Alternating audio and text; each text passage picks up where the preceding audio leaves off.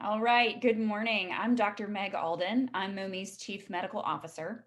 Every day here in clinic as a pediatrician, I see moms and babies struggling with the pains, challenges, and difficulties associated with nursing, with baby bottles, and with breast pumps.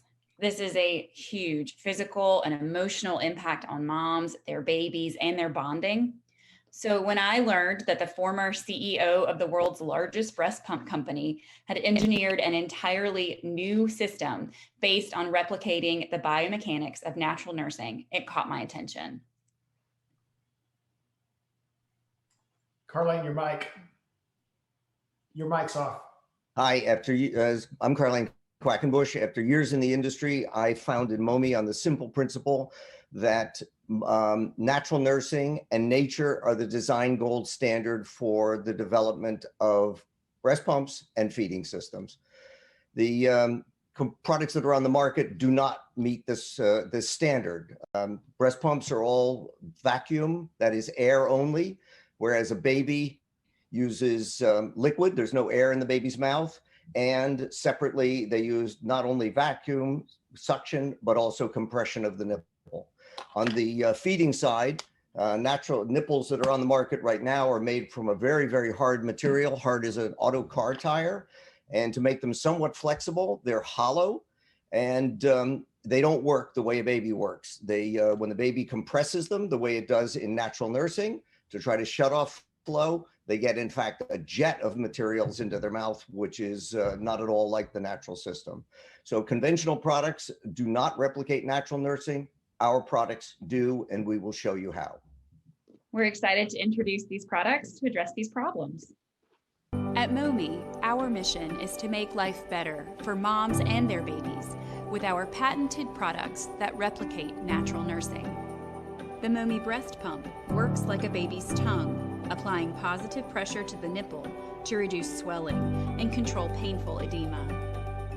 The Momi bottle lets the baby control the flow of milk by using its tongue for compression, reducing nipple confusion and overfeeding. We are excited to make life better for moms and babies, naturally. So the revolutionary nature of these products is reflected in the number of patents which these technologies have been awarded. We've been awarded we have 4 issued US patents, 4 international counterparts, 3 pending US patent applications, and a growing list of new innovations to be included in additional patent applications in the near future. And across both product categories, we're targeting a $4 billion global market. The Momi baby bottle will hit the market this summer.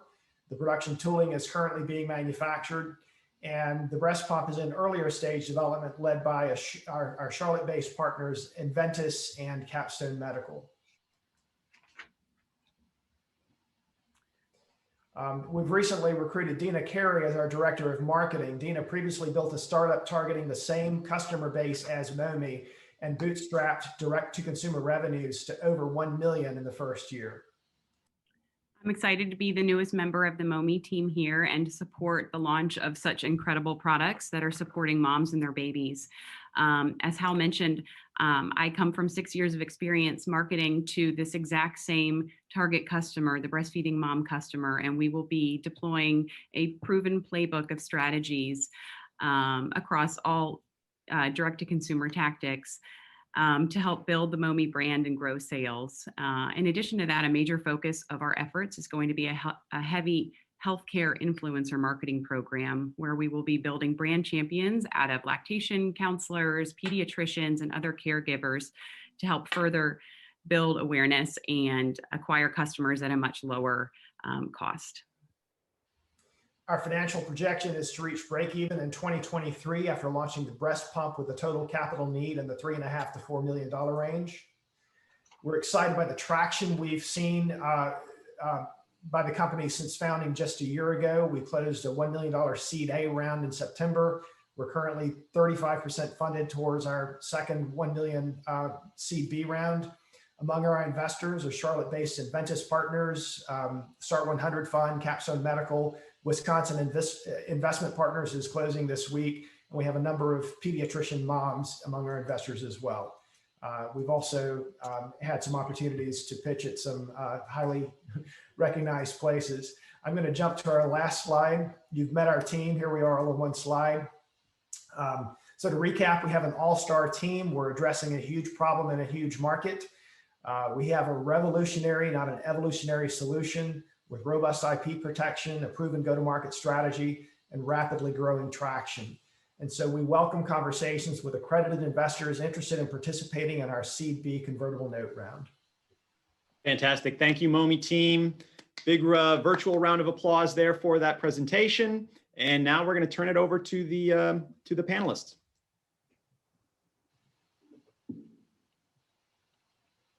I will go first, since I will say that one day maybe I'll have kids and this will be a useful product. I have several questions. First of all, good pitch. I think definitely I understand the area quite a bit, being in healthcare.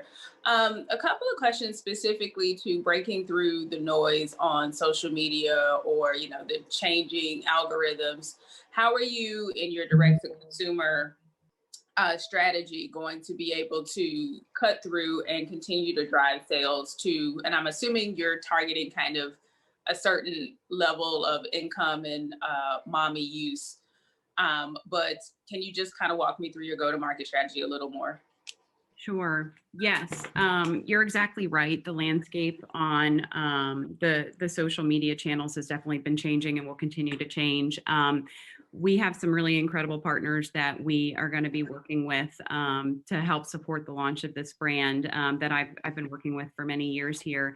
And we are going to be starting very small and doing very small tests and learning as we go here. So this is not going to be throwing a lot of money at it right out of the gate. So we're going to be learning quickly and adapting. And as I mentioned in the pitch, the way we're really going to be balancing our customer acquisition efforts is between going after the end user, the mom customer, but also this heavy healthcare influencer marketing push, as we've talked about. So really focusing on that front line of caregivers that the mom is interacting with, that are having conversations with her about bottle feeding. We really expect that the healthcare community is going to be a big supporter of our brand because of how revolutionary it is and some of the research that we plan to do. And it might be great for Dr. Alden to speak to that a little bit too. Absolutely. Thank you, Dina. We've had great traction, even in brief conversations with different areas of medicine. We've spoken with plastic surgery, GI research in reflux, as well as radiology and ENT. And universally, there seems to be a huge traction in healthcare, as well as interest in fields, doulas, lactation consultants. And so really medically, with the healthcare background, it seems to just fit so many different areas. We are getting champions every time we presented. Awesome. And then just one general question, what's the kind of price point on these products? And, is it mid-range? Is it going to be more expensive product? That would be helpful to just know for me. It is an ultra premium product on the baby bottle side. The breast pump would be more middle market in its pricing. And so it's important for us as we think about selling an ultra premium baby bottle product to be selling the need behind the need. So selling peace of mind to the mom who wants the assurance that that the baby and the mom are going to have the best possible experience transitioning from breast to bottle and back. Awesome. Thank you. Hey, thanks, Shante. Couple just a quick questions. This may be a little naive, but would the pump have a medical device designation or no? Yes, the pump is a Class 2 medical device, which does have predicate devices available to go through the accelerated 510(k) approval pathway. Yeah. So is there the equivalent of, I don't know the device space really well, is the equivalent of a trial, or will you have actually proper or statistically significant trial data as a part of the go-to-market? Is that possible, or is that a thing? We will not have to go through the full pre-market through the entire clinical trial process, because we can rely on predicate devices. We will, of course, have user test data from all the way through our process. Okay, thanks. on the pricing and so just in the context of the pitch, that was obviously great content and looked good. It was well organized, good message. It was very fast, so I didn't get to see the economics. I don't know if you can throw that back up or not, but I know it seems to me like you didn't want to tell what the price is. That's okay. You may not know yet. I'm curious the unit economics when you're direct to consumer and you suggest a really short time horizon on break even. It's nice sometimes as a potential investor to see what that unit economics are. So as to say, hey, if we're going to break even in I think you said 23 or 24, all we have to do is capture X% of the market. That's this many units. Becomes very believable on a direct to consumer basis because the cost of customer acquisition and direct to consumer just continues to kind of skyrocket. It's very high. That doesn't mean you can't do it. It just means it's expensive. And so when I see those break-even curves, I like to see alongside of them some quick notion of unit economics and percent of market, because I suspect you guys can break even with probably a pretty small number of units and probably a fractional percent of market. And that's a good thing. I mean, it tells a very good story that you don't have to go out and grab a bunch of market share to actually, make a go of it. Yes, we are planning to launch the baby bottle at a 65 to 70% gross margin.